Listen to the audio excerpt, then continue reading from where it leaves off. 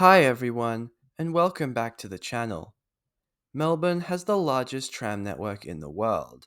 It's a commonly known fact that Melbourne was the only city in Australia that kept its trams, while everywhere else ripped them up in favour of cars. Despite this, however, there are still several parts of the city where tram lines didn't survive. In some cases, these routes were simply too short or not profitable enough. However, there is one case where a tram line was simply doomed from the start, cursed by a simple design decision that prevented it from being integrated with the rest of the network. This is the story of the Brighton Tramway. At the beginning of the 20th century, many different tramway companies had been rapidly building lines in order to serve the residents of Melbourne's suburbs. At the same time, the government owned Victorian Railways had been building out the railway network, with lines stretching through the suburbs and even further out to Geelong and other regional destinations. At this time, the Minister for Railways was a man named Thomas Bent, and if there's one thing you need to know about Thomas Bent, it's that he was just a little bit corrupt.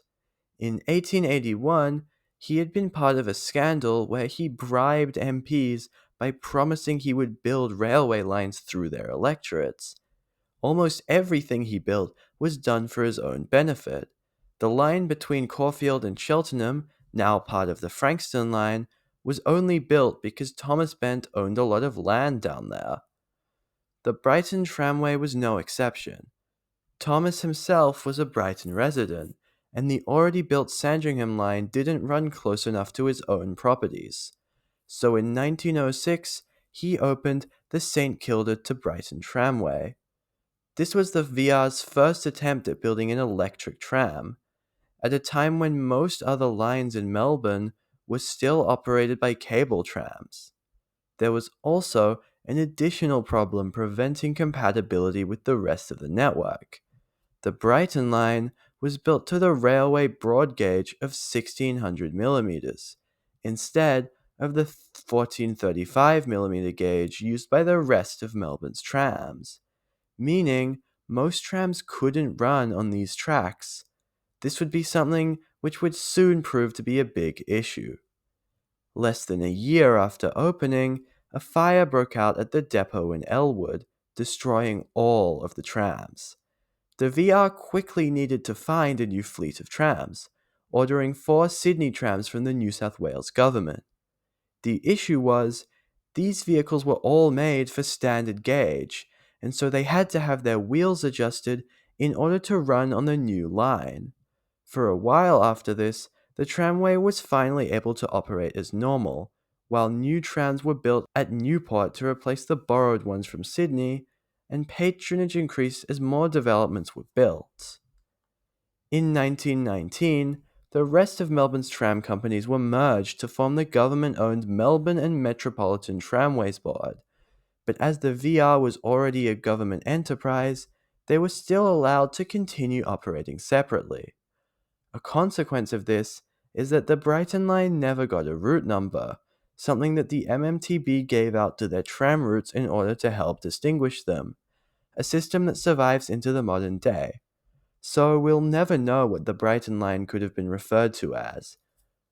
Around this time, the VR also built a second line, from Sandringham to Black Rock, this time in standard gauge. However, this line suffered a similar problem in the fact that it was entirely disconnected from the rest of the tram network, meaning that it being standard gauge didn't really help its fate. This MMTB would prove to be a much more effective operator than the VR, likely due to the fact that the VR invested more in railways, as that was the company's main focus. At the time, Melbourne was undergoing one of the largest railway electrification projects in the world, and funding for the tramway dried up as a result. Patronage did not increase as much as expected, and the VR attempted to reconfigure and sell some of their excess trams to the MMTB. However, they were already constructing their own trams and had no interest in purchasing what had at this point become quite an unpopular design, with passengers referring to the VR-built trams as rickety Kates. It is likely that the VR would have sold the line to the MNMTB at this point, but they were not interested in purchasing a tramway that was incompatible with the rest of the network. And despite the fact that most other tram lines had been electrified by now, the cost of regauging the line would still be prohibitively high. While patronage increased for a bit during World War II, after the war, the integrity of the line was threatened by car ownership. The wealthy residents of Brighton were able to afford motor vehicles at a time when many others in the city could not, and this only exacerbated the line's decline. When the VR's other tramway, the one in Sandringham, was closed, it was clear the end was near for Brighton. In 1956, the line was closed between Elwood and Brighton. The VR initially planned to continue operating the remaining half of the line that went as far as Elwood, but the fall in patronage was so significant that it wasn't even remotely viable, and the full line was officially closed in 1959. The Elwood depot, located at the corner of Elsonwick Park, which originally had stored the trams, was converted into a bus depot, and it retained the original tram sheds and architecture. However, in the 1990s, the bus depot was moved, and the site became a housing development, which still exists today. However, there's basically no remnant of the former tram depot.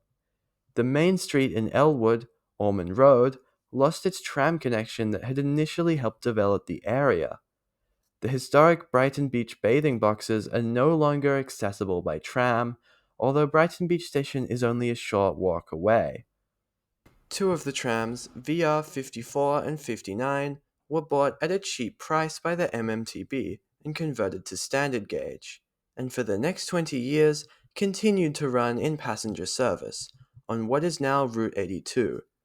Both trams were finally withdrawn in 1980. Tram 59 is now an exhibit at the Melbourne Tram Museum in Hawthorne, as well as another older VR model. There are little remains of the line today, the most notable examples being two former tram shelters still standing on Brighton's esplanade. This seems like a great place to put a plaque or some kind of information regarding the line's history, but there doesn't seem to be anything here. Today, the bus route 923 follows much of the original alignment that the tramway used to take. Most roads show no sign that there was originally a tram down here, so we're left to wonder what could have been. And with that said, thanks for watching this video, thank you to my channel members for supporting my channel, and I'll see you in the next one.